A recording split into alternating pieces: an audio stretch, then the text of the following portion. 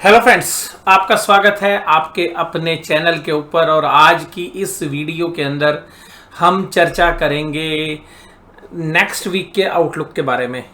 जो स्लाइड्स हम एनालिसिस में यूज़ करेंगे वो आप देख लीजिएगा। हम डॉलर इंडेक्स पे बात करेंगे, डाउ जोन्स इंडस्ट्रियल एवरेज पे बात करेंगे, ब्रेंट क्रूड पे बात करेंगे, अपने निफ्टी के ऊपर बात करेंगे, अपने बैंक निफ्टी पे बात करेंगे, ऑटो के नंबर्स के ऊपर बात करेंगे और उसके अलावा बात करेंगे हम जीएसटी के नंबर्स के ऊपर। और बस यहीं पर हमारी बात ख़त्म नहीं होगी। हो सकता है कि वीडियो आपको दो हिस्सों में मिले। एक हिस्से में हम जो है तकरीबन 8 से 10 मिनट आपके साथ चर्चा करेंगे, ज़रूरत होगी तो दूसरी वीडियो में आपके साथ चर्चा करेंगे।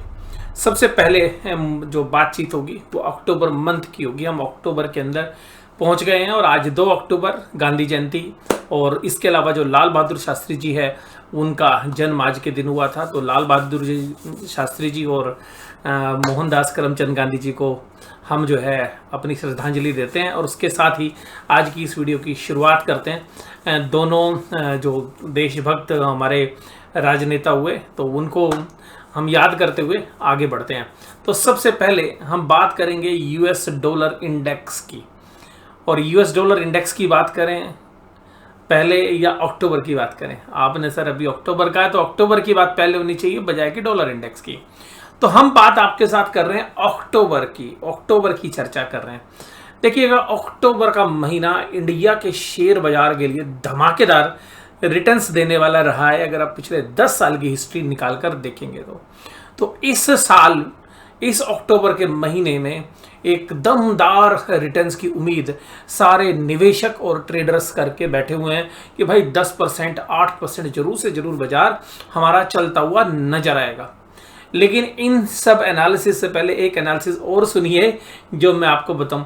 अक्टूबर के महीने में जब अच्छी रिटर्न्स आएंगे, पीछे पास्ट में आप देखिएगा, आपको पिछले 10 साल के अंदर मैक्सिमम टाइम्स आपको बेहतरीन रिटर्न्स मिली हैं। और यहां पर उससे पहले जस्ट सितंबर में क्या हुआ ये ध्यान रखना चाहिए आपको।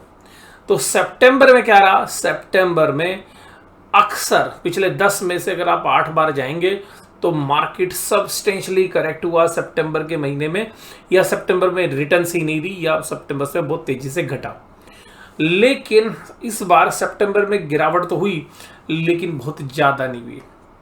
अपना हाई भी लगा लेकिन हाई के बाद नीचे बाजार जो है चलता हुआ आया, लेकिन कोई खास सिग्निफिकेंटली डिक्लाइन नहीं हुआ।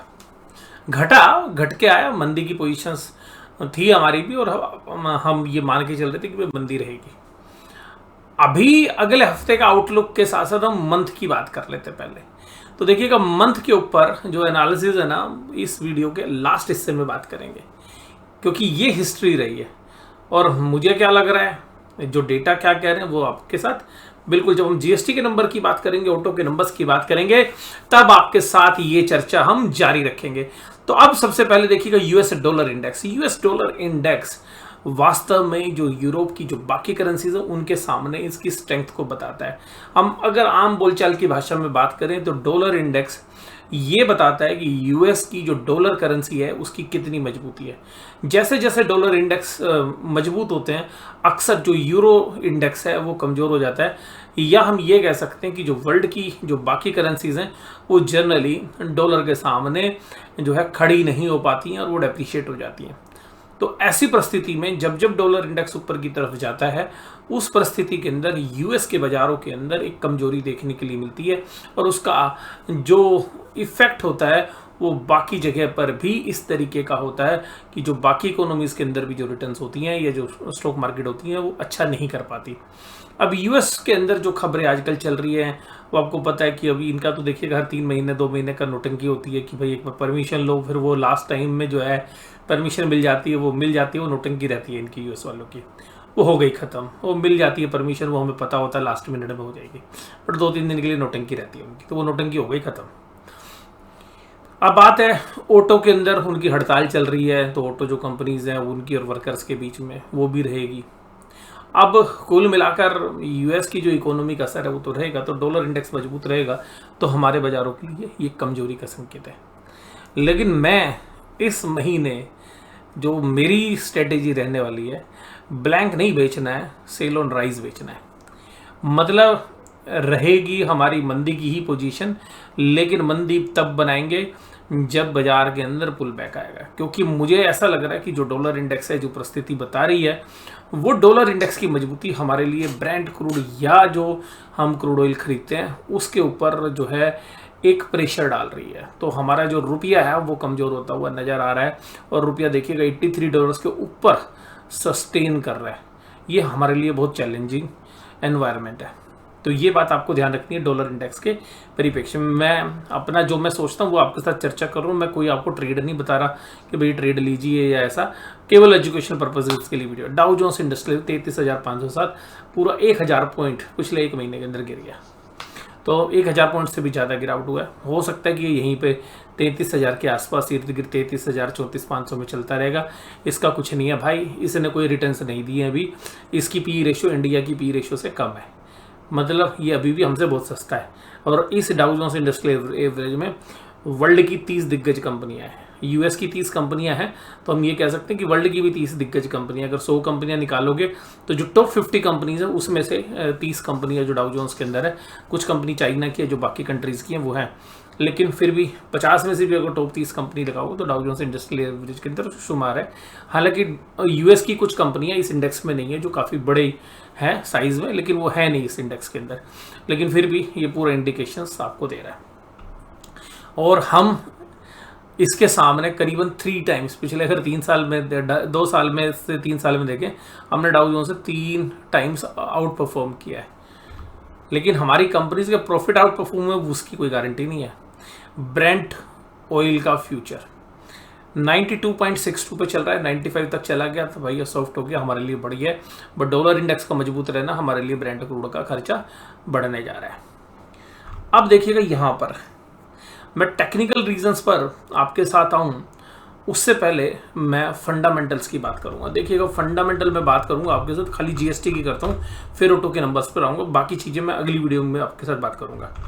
देखिएगा ये है जीएसटी के नंबर्स। जीएसटी के नंबर 10% बढ़ के आए, और 10% का जो सितंबर में जीएसटी का नंबर बढ़कर आया वो 1.63 लाख है। और इस साल में 3 महीने ऐसे हैं यानी कि जिसमें 1.6 लाख से ऊपर जीएसटी आई। पिछले साल से 10% बढ़ के आई, ये समझ लो आप बस। भैया मोटा मोटी 7% की तो रिटेल इन्फ्लेशन है। 7% जीएसटी कलेक्शन तो आपकी विदाउट ग्रोथ भी बढ़नी थी ना। 7% तो आपकी जीएसटी कलेक्शन बढ़नी चाहिए थी, क्योंकि भाई अगर महंगाई 7% है और जो पिछली बार खाया पिया जो सर्विसेज ली, अगर वो सेम लेवल पर भी इकोनॉमी रही तो 7% जीएसटी की कलेक्शन बढ़नी चाहिए थी या नहीं बढ़नी चाहिए थी? आप बताइए सर। बिल्कुल बढ़नी चाहिए थी। अब बच गया 3%। 3% के अंदर भी बहुत सारे आइटम्स ऐसे थे जिन पर जीएसटी पिछले साल लगता ही नहीं था, वो उसके अंदर शुमार हो गए। तो तकरीबन 1 से 1.5% के आसपास की आपको जो जीएसटी की कलेक्शन बढ़ी हुई नजर आ रही है, वो इसलिए आ रही है क्योंकि न्यू आइटम्स और न्यू सर्विसेज इसमें इंट्रोड्यूस हुई जिन पे जीएसटी कलेक्शन आया। तो अल्टीमेटली जो ग्रोथ है रियल टर्म में, देखिए क्या होता है रियल और एक नॉमिनल। ये जो ग्रोथ आपको नजर आ रही है नॉमिनल ग्रोथ है। एक रियल ग्रोथ होती है जो कमोडिटी बेसिस पर होती है, यूनिट बेसिस पर होती है, वो केवल 1.5 या 1.25% है। तो इस इंडिया की जो जीएसटी कलेक्शन के डेटा है, इससे भ्रमित होने की जरूरत नहीं है। और ये जो चैलेंजेस हैं ये गवर्नमेंट को भी पता है ग्राउंड लेवल पर, और बीजेपी गवर्नमेंट इस बात को समझ रही है, इसीलिए उसने पीछे सिलेंडर का रेट घटाया। और अभी जिस तरीके के पॉलिटिकल चैलेंजेस आ रहे हैं और लोगों के अंदर, क्योंकि जो ग्राउंड लेवल के ऊपर है, जो पॉपुलेशन का 50 से 60% हिस्सा है, जो 50 से 60% हिस्सा है जिसकी जो खर्चे बढ़े हैं लेकिन रियल सेंस में उसकी इनकम नहीं बढ़ी है, वो एक चैलेंजिंग एनवायरनमेंट जो है नरेंद्र मोदी गवर्नमेंट को दे रहा है। और उसका स्टेट गवर्नमेंट में आप इम्पैक्ट देखेंगे और ग्राउंड रियलिटी ये बता रही है। इंडिया की जो स्टॉक मार्केट है इट इज़ स्मॉल कैप और मिड कैप में देखिए इंडेक्स में हो सकता है कि मैं ज़्यादा नहीं मानता कि बहुत बड़ी जो है ओवर प्राइज्ड है।